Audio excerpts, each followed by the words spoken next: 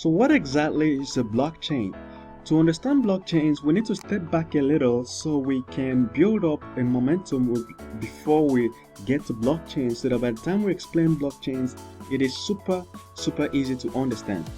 Now, a transaction is an interaction between the user and the system as prepared by whoever built the system.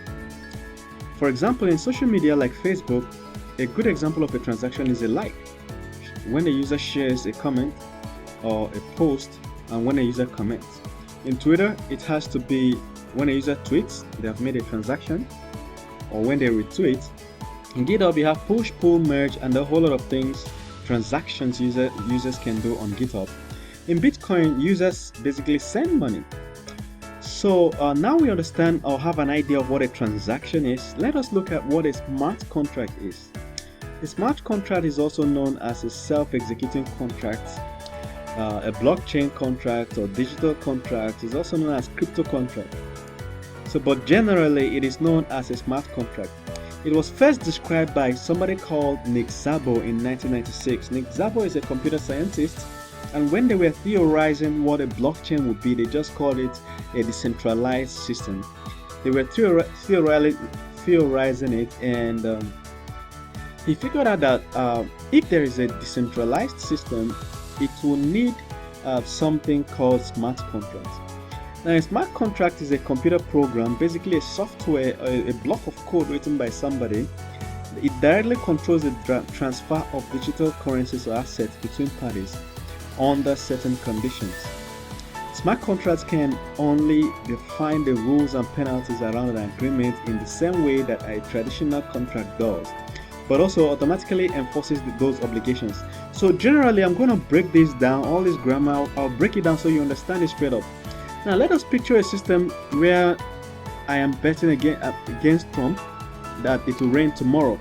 So I and Trump have a bet that it will rain tomorrow, and we both stake $50 to it. Now this is supposed to be a transaction, but then the transaction could go either way depending on who wins the bet. So it's not a regular transaction that just goes straight up. You know, when you make a regular transaction, it kind of goes straight up and Trump receives an alert. But in a transaction, certain conditions has to fulfill for the transaction to go through. Otherwise, it has to go back to whoever initiated the transaction. So we have two participants in this transaction, and then there's an amount of money or currency that is in it. So we have $50, for instance. But if this was a blockchain wouldn't use a fiat currency. A fiat currency is a currency approved by a legal government. For instance, a good example of a fiat currency, that is FIAT currency, is US dollars, Canadian dollars, Euro, pounds, Naira, and Japanese yen, and so on and so forth. So these things are fiat currencies. But then blockchains use cryptocurrencies. They create their own currency, you understand? So in this case, this will be a cryptocurrency, but I just used dollars so that you understand. Now the second participant is Trump, and then the body of the contract, this is a transaction. The body of the transaction contains the details of the smart contract. So, and this is an instruction that must fulfill for the transaction to go through. So for me, I'm betting that it will rain tomorrow, and Trump is betting that it won't rain. So if it rains tomorrow, I get the money.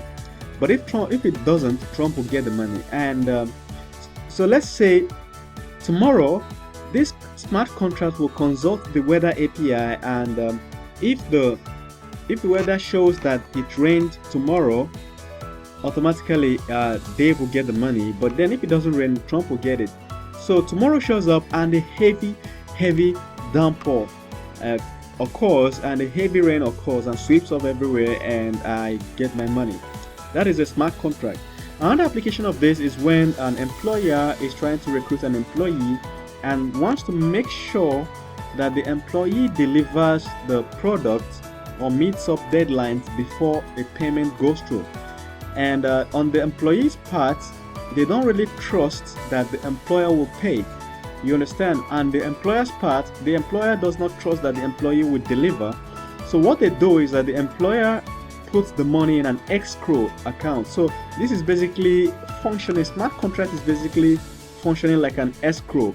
You understand? So the employer pays the money into the smart contract. The smart contract holds the coins, and once the employee delivers, the money will go to the employee. But if the employee doesn't deliver within so and so time of the year, the money will go back to the employer. So that is a smart contract. So if anybody asks you any day what a smart contract is, you should be able to explain it simply and in a very clear and straightforward manner. But you should always understand that a smart contract is basically a software program, basically if and else statement that somebody wrote. You understand? So thank you very much. See you in the next video as we go in depth into really understanding what this blockchain is all about. Thank you. See you.